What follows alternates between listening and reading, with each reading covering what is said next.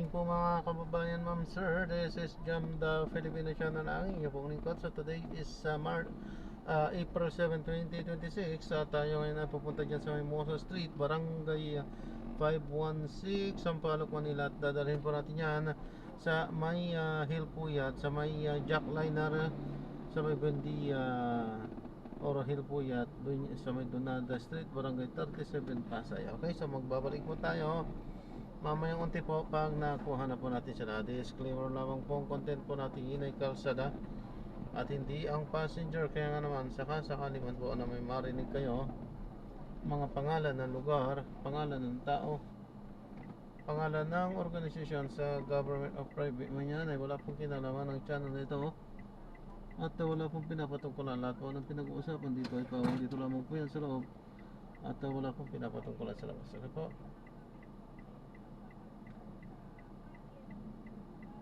magbabalik po tayo mamaya unti pag nakuha na po natin sila.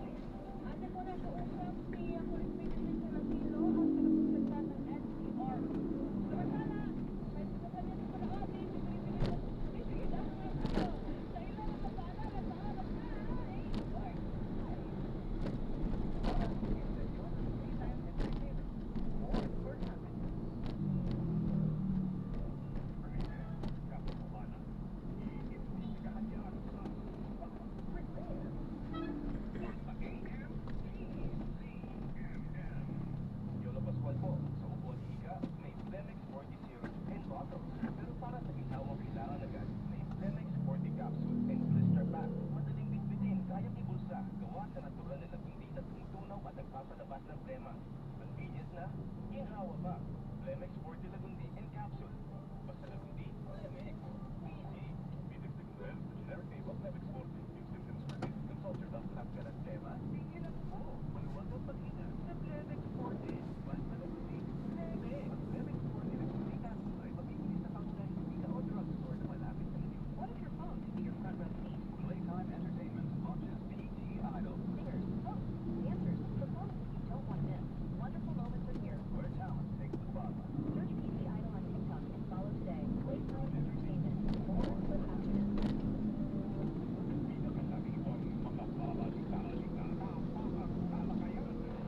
Ang mga pinakamainit na issue ng bayan. Tatalakayin kasama ang community anthem ng bayan. Peter Musi at Rica Lasso. Magsisasalatan. Lunes hanggang Biyernes alas 9 ng umaga. Sa DCMM Radyo Action sa Ispresa at DCMM Teleradyo.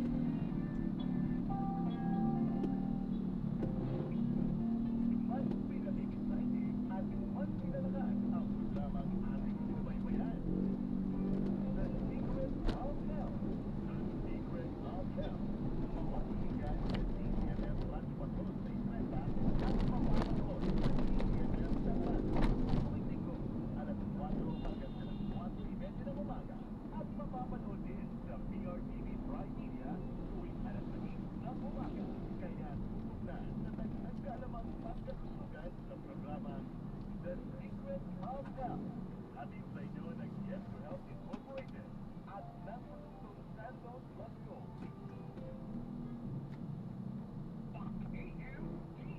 TCMM. Tabanan ng katarungan, wala kang takang. Fast report.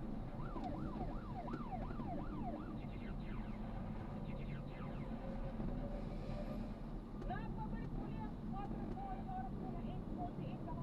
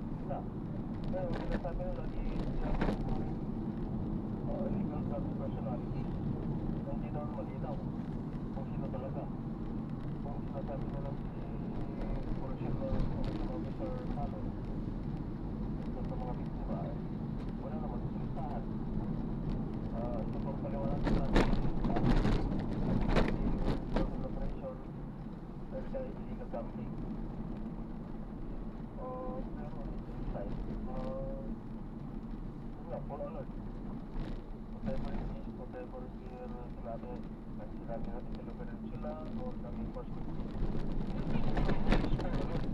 At saka naka-recorder, di ba?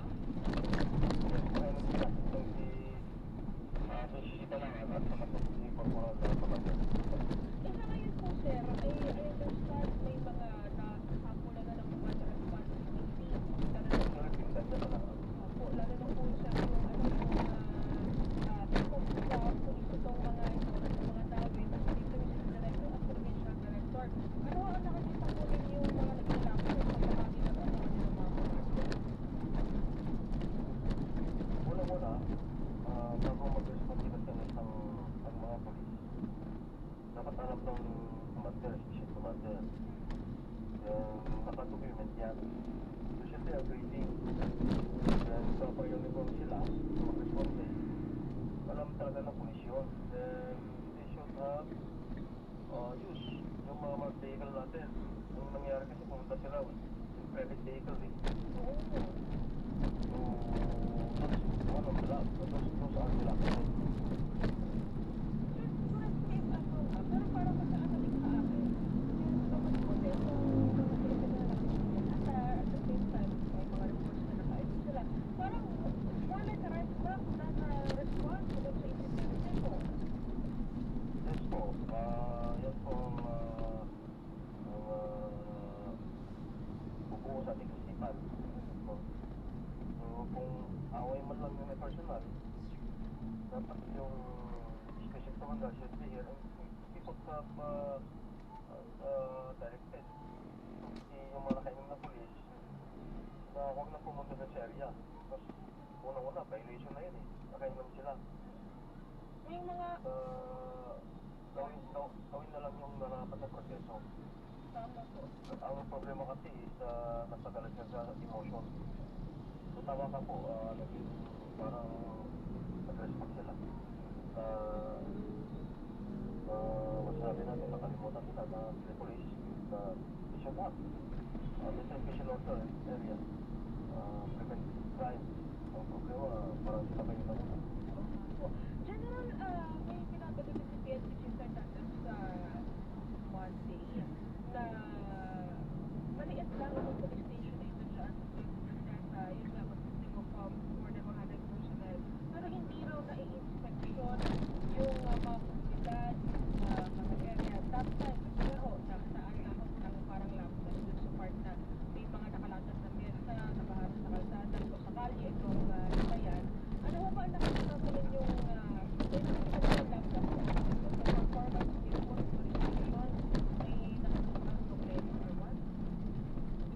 Well, isang point na lalagay, makikita mo ito na ano siya mismo eh.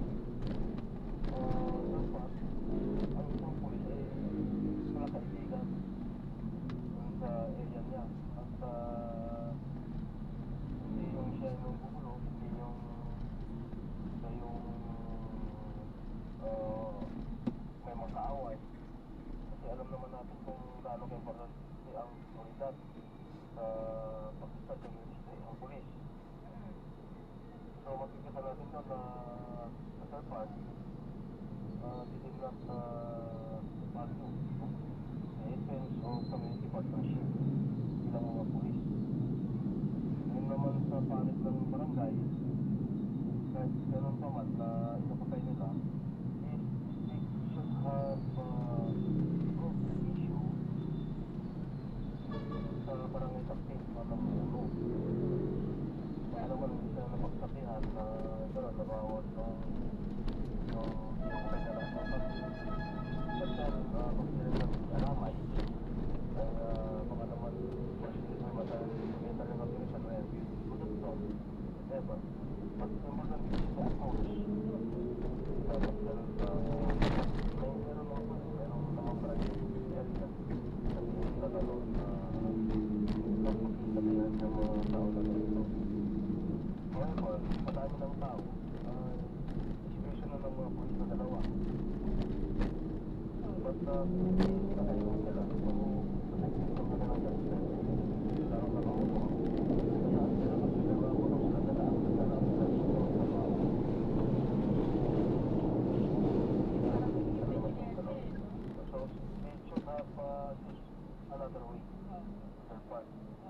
Jen, oo. Anyway, General, hihingi po ako ng update ha sa mga susunod pag may mga developments po dito sa kasong ito. I understand tuloy-tuloy po yung ginagawa ng investigation buo na nga kayo ng SICG para talagang mas malaliman yung magiging pag-isiyasa dito sa kasong ito. Maraming salamat po sa inyong oras, Police Brigadier General Roberto Baduya Jr., ang Regional Director po ng Police Regional Office sa Mimaropa. Thank you, sir. Ingat po kayo palagi, General. TTTCMM, numero 1 sa aksyon. Wala ko talaga nagagawang mabuti ang anak. Yun lang sabi ko. At wala rin kong magagawang mabuti kapag na-uwi.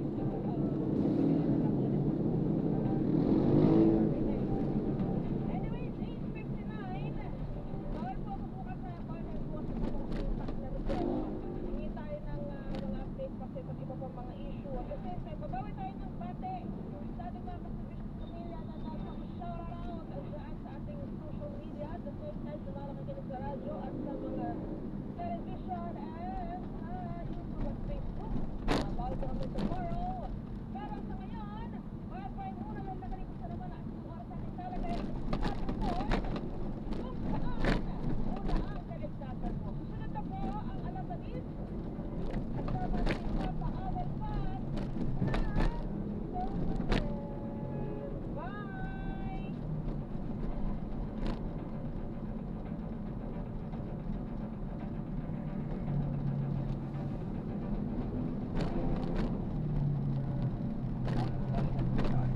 Mahalaga bawat ebidensya. Mga kapuso.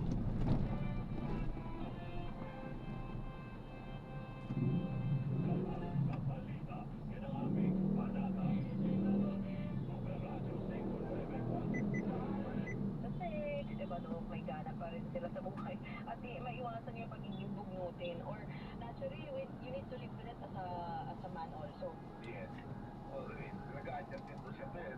Ang nahirapan din yung mga tao na sa paligid, hindi lang naman yung pasyente. Yes. Kaya may dyan ka niya, nag-crappy, nag-crappy movement. Dahil sa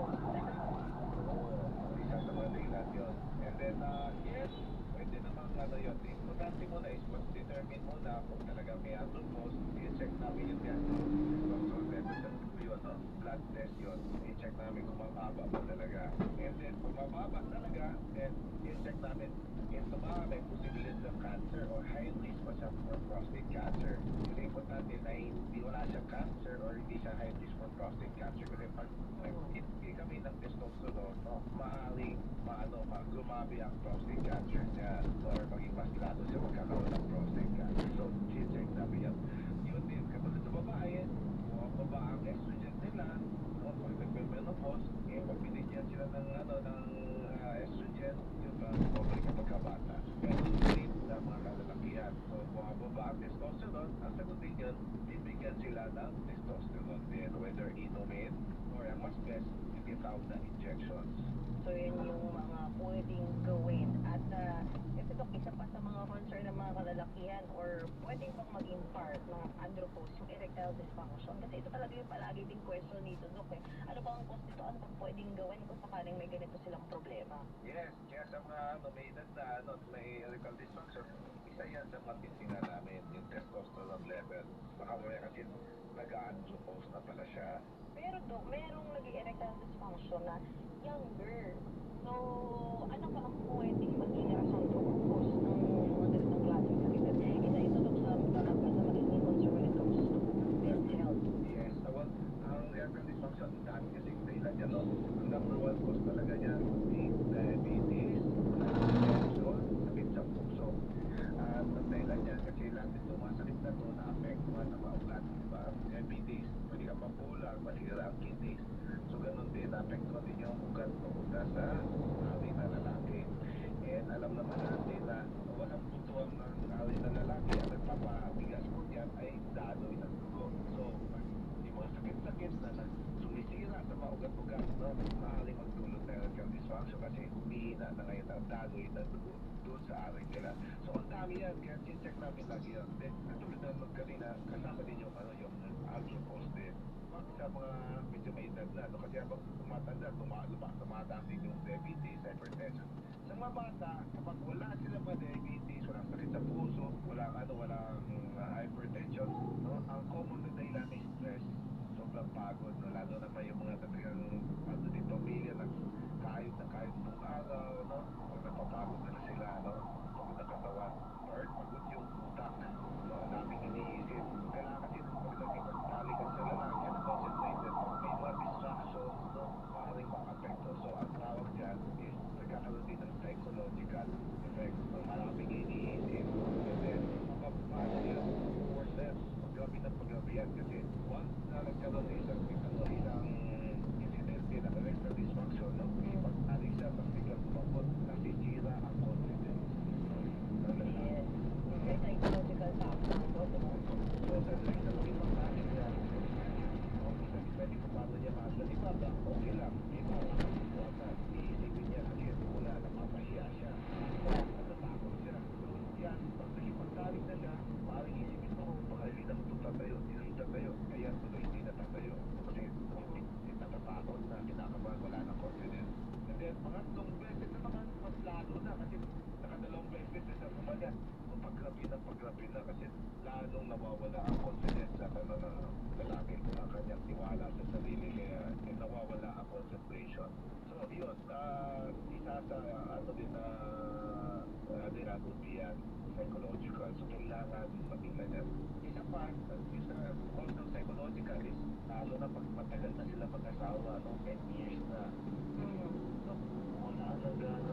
So, pag yan mo, ikaw pa nakakita kasi pang babae or nakakapanood ka ng movie or pelikula, lalo pa tinitigas pa, may ulo.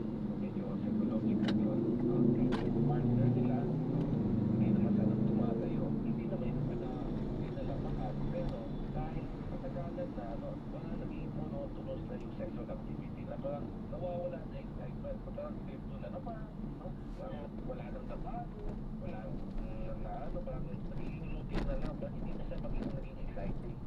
So, ina-advise na namin pagtingin na ng psychiatrist or psychologist na lang check kung ano ba nangyayari kung sa kanilang sexual atmosphere o yung sexual ng relationship nila.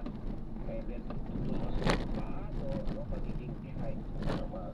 Malaki po, make it more exciting. I think, maghali mo naman kayo. Magkano kayo, magpupunta kayo sa ng-island and kayo lang. May ano ba kayo, may psychological and emotional therapy din nilang to. So, again, Dok, marami talagang problem na pwedeng mangyari when it comes to men's health, especially when it comes to their sexual life, which is very important for a guy, di ba, Dok? For men, especially kapag you're in a relationship or you're married. So, dapat hindi sila mahiyang magpakonsulta, especially sa urologist, Dok, no? Kasi yun nga, maybe you have cancer or you have a hormonal imbalance, di ba, Dok? So, wala na tayong oras, Dok, pero marami pa sana akong question ngayon. Ang dami pa natin hindi natakal tungkol yun sa men's health na pwede natin balikan sa mga susunod na episode na dito sa Lunas Extension. Pero Dok, kung sakaling gusto nilang magpakonsulta sa'yo at gusto nilang magtanong tungkol sa kanilang health concerns, ano ba pwedeng kontakin or puntahan, Dok, na clinic?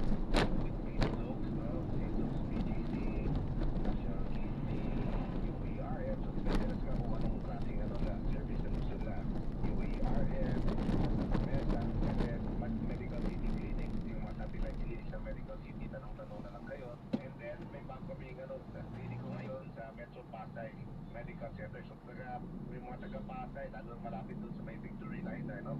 May bagong clinic ako po doon, no? And may bago kaming hospital actually doon.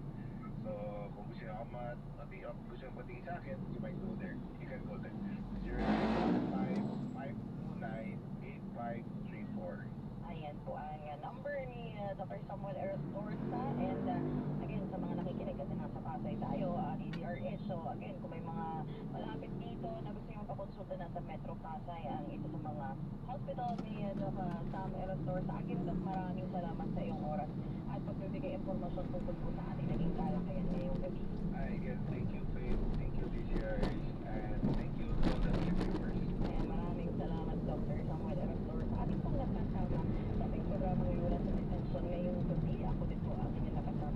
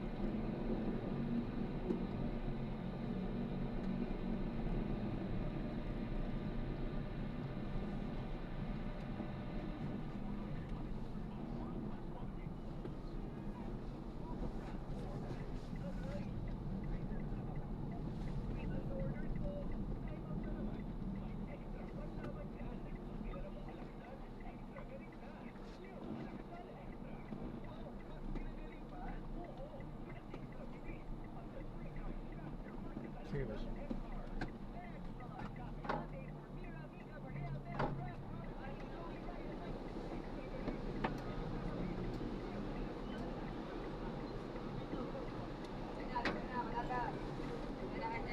Thank you. Yan, sinadrop na natin sila. Maraming salamat po.